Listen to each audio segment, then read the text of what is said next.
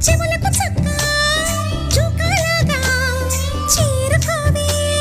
చిలుగుల చుక్క చేతికి రవ్వల గాజుల్లాగా కాలికి మువ్వల పట్టీలాగా పెన్ను పచ్చల పతకంలాగా పగలకు దిగదిగ తగలని తొడిగేలా నువ్వు వస్తా